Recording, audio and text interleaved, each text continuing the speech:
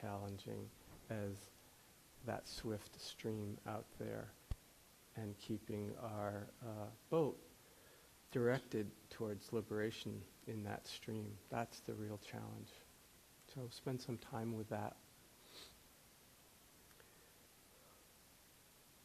In the same way that we choose something when we're doing the formal practice, whether it's sitting or walking, we choose something to pay attention to, something obvious that we can connect our attention with to help us, number one, know that we're present, even to know, oh, this is the experience of being present.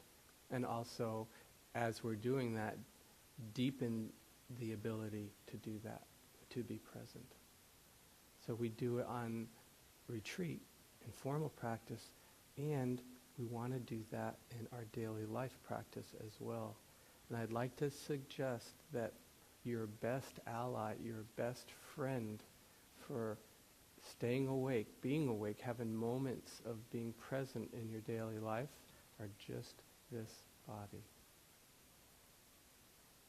Training ourselves to be aware of our bodies, to inhabit them, knowing them from the inside out, having a somatic experience with our bodies. These are all phrases and words that point to, can we feel our body right now? And you can do that. You can train yourself to actually, for that to arise more and more spontaneously, where you just find yourself aware of your body. Who sits, at least at some time, when you're if you have a job, at a desk or at a chair? Who sits at a chair? Great. Know you're sitting. How are you sitting? How is your posture? Is it as good of a posture as it can be for your back and for your comfort? What does it feel like? Can you feel your sit bones on the chair? Etc. What's so great about the body is that it never leaves us as an object of meditation. It's always right here. Have you noticed? It's always right here to be known. So that's the first thing I would say. And so how do we do that? It's the same way as everything else that we do in our mindfulness practice. It starts with intention. All things start with intention. That's what the Buddha taught. So you can even right now form the intention, let me be aware of my body. When I wake up, I have a practice. When I wake up in the morning, before I even move, before I do anything, I say to myself, may I be aware of and fully inhabit my body throughout this day. And then the first thing I do is swing my feet over the bed mindfully and feel them touch the floor, so that I put that intention into action the very first thing I do. Now, am I aware of my body the whole day? No. But that's okay. That doesn't mean not to have the intention to do it, because intentions bear fruit. Another way that can be really helpful to both be aware of your body, what your body's doing, but also just to cultivate mindfulness in your life, is to use something called a mnemonic device, which means just something that helps you remember. And it goes something like this.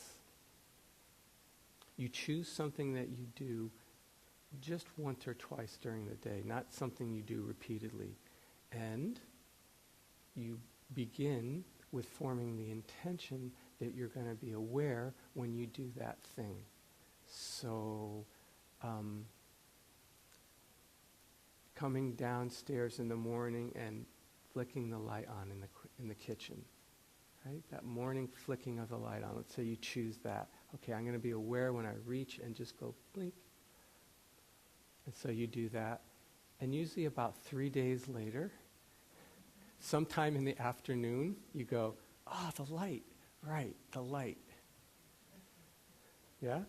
So good, because that intention actually just bore fruit. It didn't do it when you were turning the light on. It did it some other time, but it's still, right? You still went, It was a wake-up moment. And so what that happens, 3 days later, you wake up, and right at that moment, you reset the intention. Oh, let me be aware when I flick that light on. Day and a half, 2 days later, middle of the night, the light. Great. Another moment of spontaneous mindfulness. Reset the intention again. Let me be aware when I keep doing that. Someday, blink, you're there for it. And then you keep doing that. And then you'll forget for a day. And you keep doing that until you can do it 7 days in a row. And then you add something else. So you have the light, and then you have reaching for the door when you leave the house in the morning. That's a hard one because you're going somewhere. I worked with that. And you work with that in the same way. And you keep working in this way until, 6 or 8 months, you might have 3 or 4 things that are happening throughout your day where mindfulness is spontaneously arising. But the other thing is there are physical activities, and you're training yourself to be aware of your bodily movements at the same time.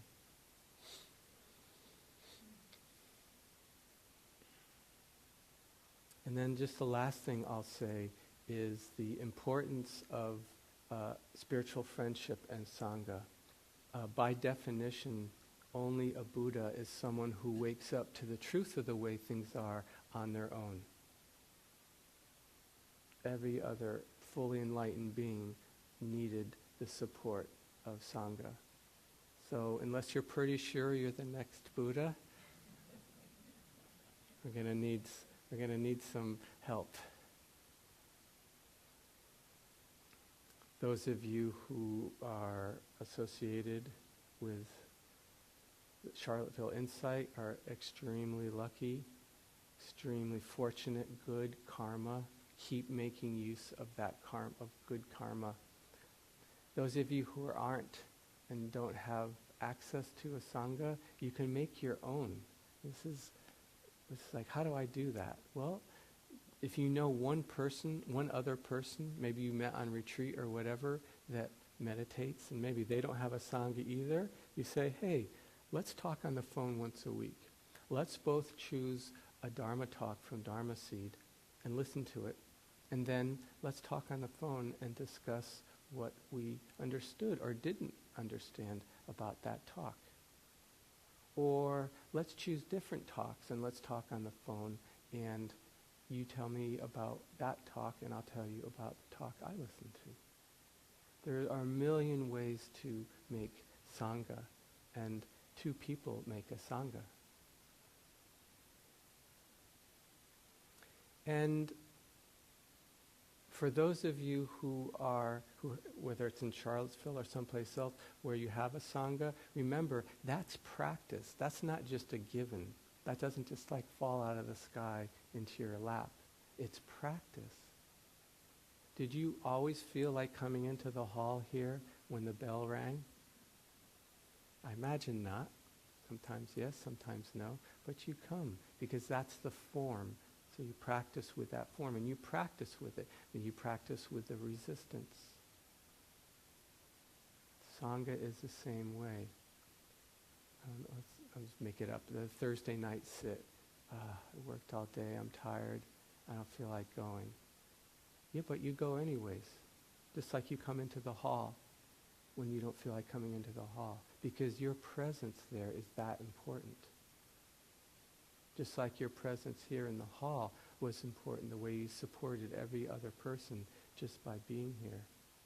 So really, kind of shift, if the attitude isn't here in this way, that Sangha isn't just a gift that I get, that I take from. Sangha is something I offer myself to and co-create as I'm doing it. And that it actually doesn't matter whether you want to go or not. You go anyways.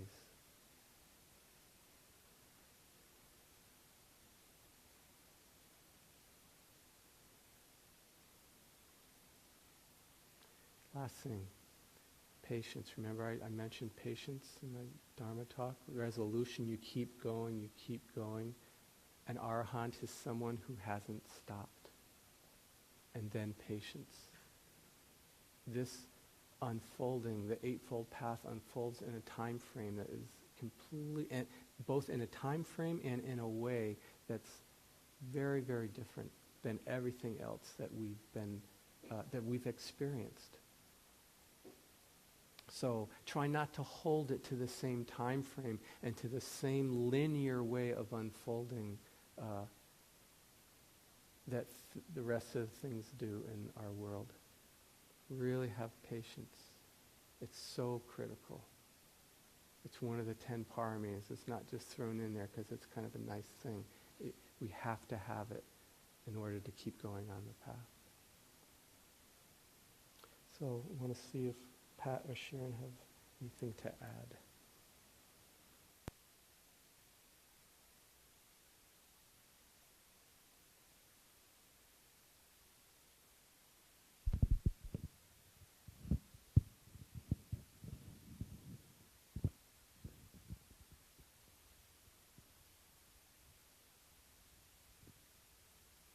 Just a word about reentering today. It's a Friday, and so hopefully many of you don't have to work tomorrow. But there will be 1,500 emails stacked up in your mailbox, and exercise some self-compassion, and with the understanding that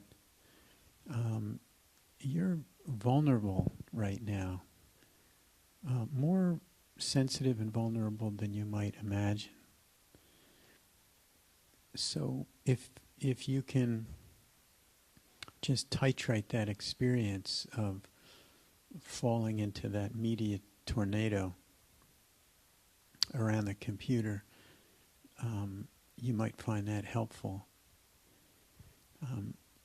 You also, just as a safety, be very careful when you're driving out of here later today. It can be a really jangling experience. We're lucky we live out in the country where it's not so crazy, but still, be very careful. Recognize how slow you're going, and those 18-wheelers are on a different schedule.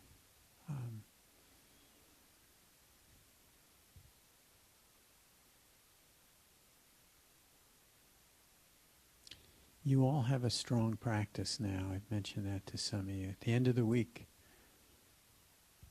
whether you thought you had a strong practice or your practice you felt had disintegrated, you all now have a strong meditation practice. In one sense, we're all beginners at this every time we take a breath. In another sense, you all have a lot of experience. And sometimes there's a tendency, oh boy, I just meditated so much this week, I'm just going to let it go. But now's the time to really kind of set those gains of mindfulness. An intensive retreat has the capacity to raise our kind of baseline of mindfulness. And so continuing a daily practice, especially right after a retreat, helps set that for you. So I really want to encourage you to stay with it. And under the umbrella of patience, there will be a regression to the mean. You're going to encounter all kinds of stimuli of various sorts as you move into your life. And sometimes there's a tendency to get discouraged. You know, gosh, I'm not having those exact same experiences that I had on retreat, and there's a kind of what happened, you know, it's sliding away. Well, it's a natural arc in a sense. That's why we do retreats. It really restores us, kind of recalibrates our nervous system, And then we move from there with a slightly higher baseline. And many of you have had very important experiences and interesting and insights of all kinds. And there will be some regression. You know, maybe samadhi won't be quite as strong. For some, it may be. I don't want to, paint the picture that for everyone that's the case, because there's always exceptions. And so, see if you can launch the practice. There also can be a tendency to make promises to yourself that are exceeding your capabilities and your time commitment. So be careful about that. The idea you might sit 2 hours in the morning, 2 hours at night, might last through the weekend. So be reasonable about that, and you can, as time and conditions permit, it is important to sit a reasonable amount of time as you move forward, and you will determine what that is for you.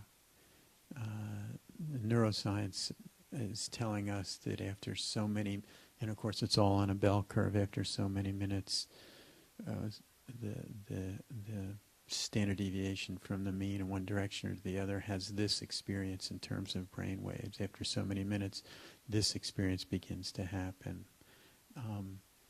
And so we're all a little different. And but if you can, in your formal practice, have a reasonable amount of time that has you on the edge, so to speak, of what's doable given all the conditions in your life. It also can be helpful to get another retreat on your schedule sometime out in the future. There's some wonderful places. We're going to have regular retreats here. Southern Dharma down in North Carolina. IMS. Spirit Rock if you want to go across the country. There's some great places to meditate. And if you commit to a retreat somewhere in the future, that will inform or help inform your daily practice, because you know the challenge of this body in a retreat situation. So it has a tendency to support our daily practice. You think, oh, I'm going on retreat. Well, let's amp it up a little bit.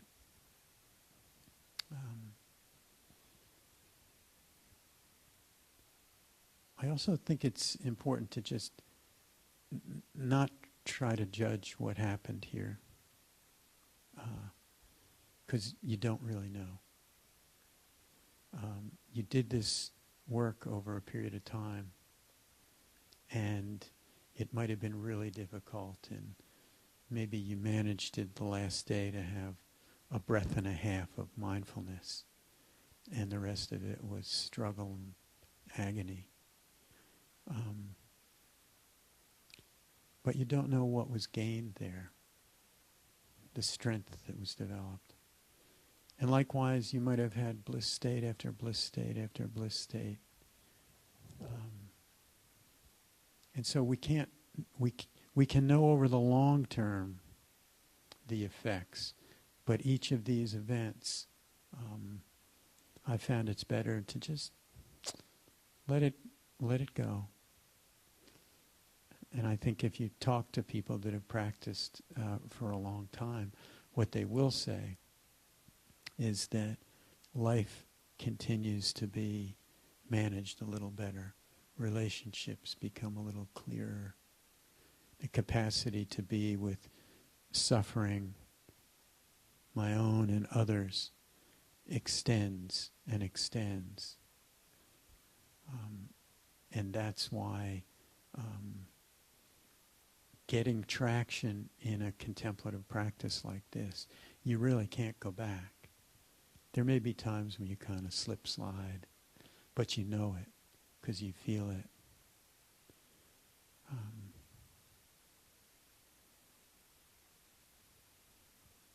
Yeah. So you did a great job here today and this week supporting one another. It was beautiful to watch. You set the container, was seamless the way you cared for each other, and that isn't always the case. So I want to thank you for that. I think that's all for now. Sharon? Just another one thought. You all have a certain amount of faith that you probably didn't have a week ago. You know, even if it's just the faith in yourself that you can endure. But my sense is that you all have some faith in the practice as well. And along with the other qualities that we're speaking of, I really would invite you to really cherish that. One of the things that sometimes we can do with our faith is imagine that we need other people to validate it, you know. And so you'll go home and people will say, people at work or your partners will say, so how was it? You know, what was it like? And you'll maybe start talking a little bit about what it was like. And then you'll talk a little bit more, and you'll talk a little bit more, and their eyes will start to glaze over, and then you'll think, oh, maybe it wasn't like that at all, you know, so that we're not looking outside of ourselves there to kind of tell them everything so that they will agree that it was a good thing. So just notice if there's that tendency, and when you see the my friend Bob calls the full charge indicator wiggle. You know, it's like, okay, that's enough. To really kind of say, okay, I've offered enough. Let me be with my own practice and rest in my own faith.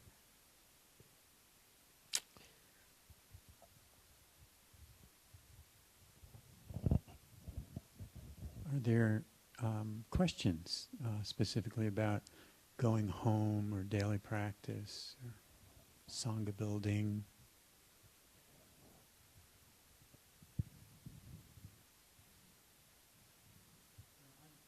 I'm in Charlottesville now, which is like,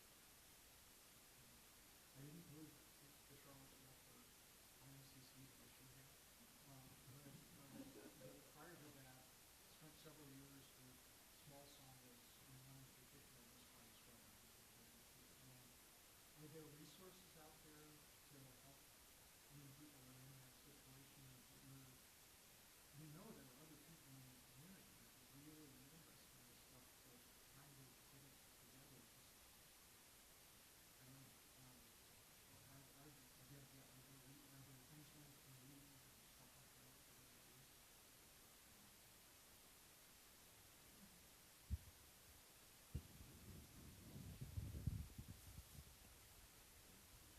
Well, I don't know of anything that's quite that organized. Oftentimes, sanghas that are a little more established get requests.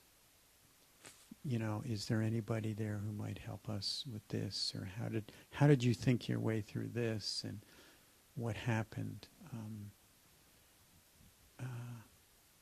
So I don't know of anything specific out there. I have a thought. Just do it. You know, IMCC started, 25 years ago. I know, but are you talking about some other place?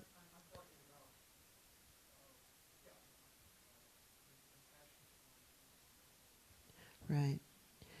Pat started IMCC with a handful of people, and it met with a handful of people for many years. And we have had more than our share of growing pains, as we've gotten more and more organized. And the Fredericksburg people, I think there's some Fredericksburg people here who would say the same thing. So, we go through places where we're sort of falling almost off the cliff in terms of it doing it, but to kind of keep finding and encouraging your friends to just, sit with 2 people or 3 people or, do the whatever practices are nourishing, or people listen to tapes. They'll pick a teacher and then just follow that teacher and listen to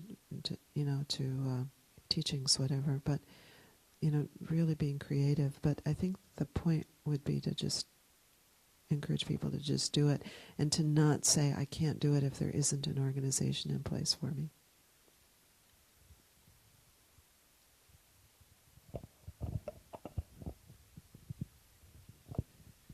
And I would add to that that trying to instill this in the 2 or 3 or 4 people or however many there are, and that is, it's not just that we get together and do our practice. The getting together is our practice as well. Like, it's a shift, and it can be really helpful, and that's a good kind of base for any Sangha starting, that the getting together and the doing it is part of the Eightfold Path. Yeah, so the more that's kind of internalized by folks, the more helpful that'll be. But I would definitely agree with Sharon. You have to just keep doing it. I had a Sangha on Martha's Vineyard that started very small and was doing well, and then there were some very intense interpersonal things that happened, and it literally fell apart. It literally fell apart. And about, I think, 4 or 5 other people and myself just said, well, we'll just go play over here. We're not going to play here anymore. We'll play over here. And it was quite small for some period of time, but we just kept meeting with that mindset. Let's just keep meeting. And now, there's 30 or 40 people that are meeting. So, again, that diligence and resolution, it's not just for our own personal practice, but it's for Sangha as well.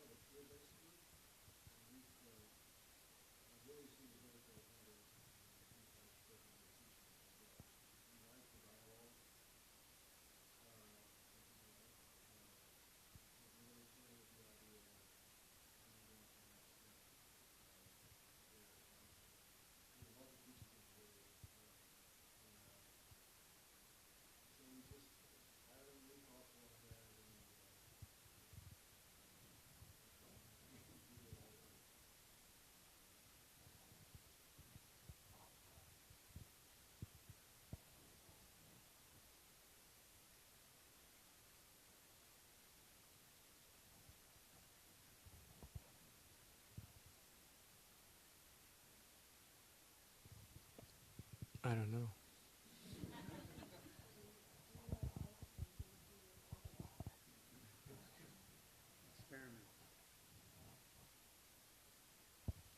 The only thing I just came to my mind is if you know you can't, if there's not a teacher doesn't appear, you can always work with a particular teacher in terms of their teaching. So a book that you read or talks that are listened to, you can keep working with that particular flavor, that particular manifestation of the Dharma.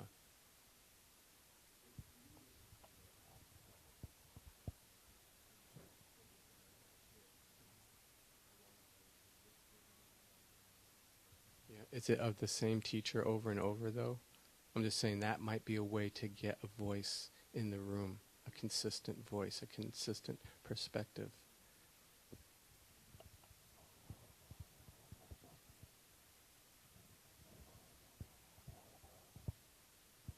We have time for one more.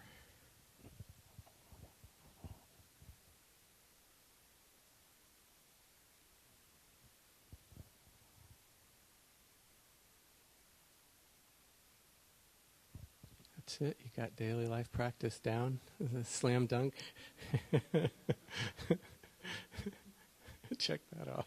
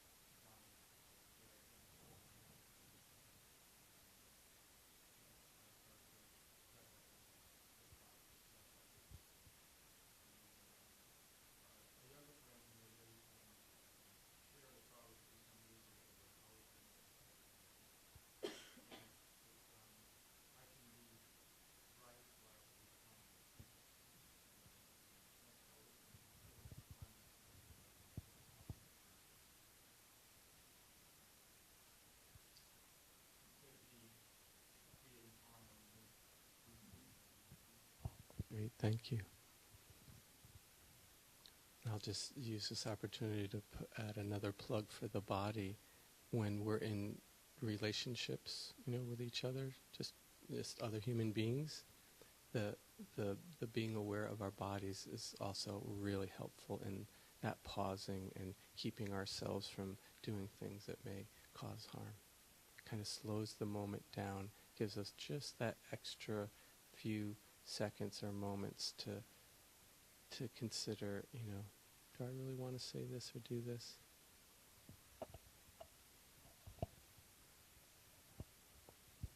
So we're going to have a break now, 10-minute break, and we'll come back at 10:40.